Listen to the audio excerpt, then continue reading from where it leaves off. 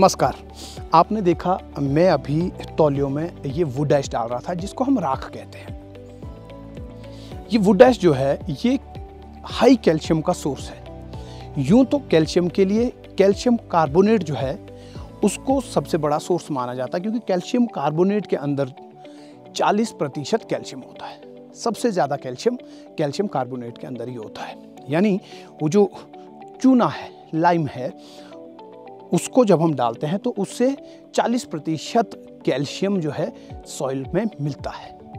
और ये जो वुड ऐश है, ये जो राख है, ये 25% कैल्शियम देता है। इसके अलावा पोटाश भी देता है 5%, और इसके अलावा फास्फोरस भी इसमें है, मैग्नीशियम इसमें है, जिंक इसमें है, कॉपर इसके अंदर है, मोलिब्डेनम भी इसके अंदर है, और अन्य सारे माइक्रोन्यूट्रिएंट्स भी इसके अंदर हैं।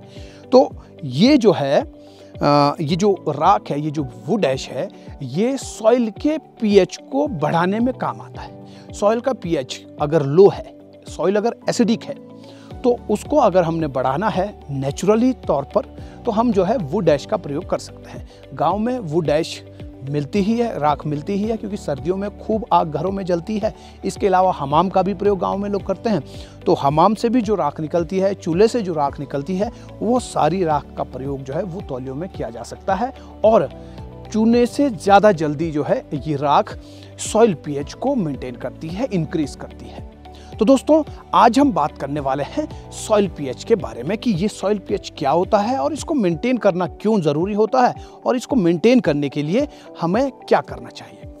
दोस्तों, कोई भी क्रॉप आप ले रहे हैं किसी भी प्लांट से, चाहे एग्रीकल्चरल क्रॉप्स हो, चाहे फिर हॉर्टिकल्चरल क्रॉप्स हो, सभी को अलग अलग सॉइल पीएच की आवश्यकता होती है। यानी अलग अलग सॉइल पीएच में कोई भी क्रॉप जो है वो अच्छे से फलती फूलती है, अच्छी फसल, गुणवत्तापूर्वक फसल, और साथ ही साथ वो जो प्लांट है वो हेल्दी तरीके से ग्रो करता है। तो उसके लिए उसको एक पर्टिकुलर सॉइल पीएच रेंज की आवश्यकता होती है। अगर हम बात करते हैं सेब बागवानी की, तो सेब बागवानी अगर हम करते हैं तो सेब के पौधे को 5.5 से 6.5 पीएच की आवश्यकता होती है।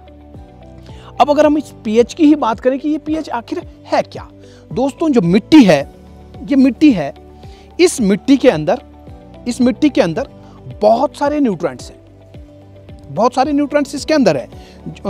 और उन न्यूट्रिएंट्स के साथ साथ इस मिट्टी में हाइड्रोजन और एल्युमिनियम भी होता है। तो वो जो हाइड्रोजन है, हाइड्रोजन के पार्टिकल्स की संख्या जब सॉइल में बढ़ती है तो उसके साथ साथ ही सॉइल पीएच भी बढ़ता है। तो कहने का मतलब यह है कि सॉइल पीएच जो है वो मिट्टी के अंदर हाइड्रोजन आयंस की क्या संख्या है उसको परिभाषित करता है, उसको प्रदर्शित करता है। उससे हमें पता चलता है कि इसके अंदर कितने हाइड्रोजन आयंस की संख्या है। हाइड्रोजन आयंस की संख्या अगर ज्यादा होगी, यानी इस मिट्टी में अगर हाइड्रोजन ज्यादा होगा, तो उससे क्या होगा कि दूसरे जो न्यूट्रिएंट्स हैं जो पौधे को चाहिए, वो न्यूट्रिएंट्स जो है पौधे को नहीं मिल पाएंगे, वो स्टेबल हो जाएंगे। तो इसलिए सॉइल पीएच हमेशा ही उसी रेंज में होना चाहिए जो रेंज उस पर्टिकुलर क्रॉप को, उस पर्टिकुलर फसल को, उस पौधे को जो सही रहता हो, जिसमें वो पौधा अच्छे से ग्रो करता हो। जैसे कि मैंने कहा कि सेब के पौधे को 5.5 से 6.5 पीएच की आवश्यकता होती है। अब पीएच जो है, सॉइल पीएच 1 से लेकर के 8 तक, ये जो है इसके मानक है, 1 से लेकर 8 तक। 8 सॉइल पीएच अगर है तो इसको बेसिक माना जाता है, और जब सॉइल पीएच नीचे की तरफ को उतरता है तो उसको एसिडिक माना जाता है। सॉइल पीएच अगर 8 है तो इसमें हाइड्रोजन की संख्या कम होगी। ज्यों ही सॉइल पीएच नीचे को उतरता है, जैसे 7 आएगा, तो 8 सॉइल पीएच में जितने हाइड्रोजन आयंस की संख्या होगी उससे 10 गुना ज्यादा जो है 7 पीएच में हाइड्रोजन आयंस की संख्या होगी। अगर सॉइल पीएच 6 है तो फिर उससे और 10 गुना ज्यादा। तो इस तरह से अगर 2 नंबर सॉइल पीएच नीचे है तो हाइड्रोजन आयंस की संख्या 100 गुना ज्यादा होती है, 100 गुना ज्यादा। तो ये सुनने में केवल 1 अंक नीचे होगा पीएच, लेकिन अगर हाइड्रोजन आयंस की संख्या देखी जाए तो वो 2 डिजिट में ही 100 गुना ज़्यादा हो जाती है। तो इस तरह से सॉइल पीएच को मेंटेन करना बहुत ज़रूरी होता है। तो अब सॉइल पीएच जो है वो या तो जितनी ज़रूरत है 5.5 से 6.5 चाहिए, या तो इससे ऊपर होगा जिसको अल्कलाइन कहा जाता है, या फिर इससे नीचे होगा जिसको एसिडिक कहा जाता है। तो सॉइल पीएच अगर ऊपर है तो उसको नीचे लेके आना है, 5.5 से 6.5 के बीच में हमको पहुंचाना, अगर 7 है या 7.5 है या 8 है। और अगर नीचे है 4 है, 3 है या 5 है तो उसको जो है ऊपर लेके आना, 5.5 या 6 तक उसको लेके आना। तो ऐसे में अगर सॉइल पीएच नीचे है, कम है, 5.5 से कम है, तो हमको उसको बढ़ाने के लिए लाइमिंग करनी होती है, चूने का प्रयोग करना होता है। चूने के अलावा दूसरा, जैसे मैंने कहा कि आप राख का प्रयोग भी उसमें कर सकते हैं। ये हो गया अगर सॉइल पीएच नीचे है उसको ऊपर करने के लिए। लेकिन अगर सॉइल पीएच ऊपर है, 6.5 से ऊपर 7, 7.5, 8 है, तो आप सल्फर का प्रयोग कर सकते हैं। सल्फर जो है सॉइल पीएच को अल्कलाइन से एसिडिक बनाता है, यानी ऊपर अगर सॉइल पीएच है तो उसको नीचे लेकर के आएगा। कौन लेकर के आएगा? सल्फर लेके आएगा। और सल्फर के लिए एलिमेंटल सल्फर जो है वो ज़्यादा सही रहता है।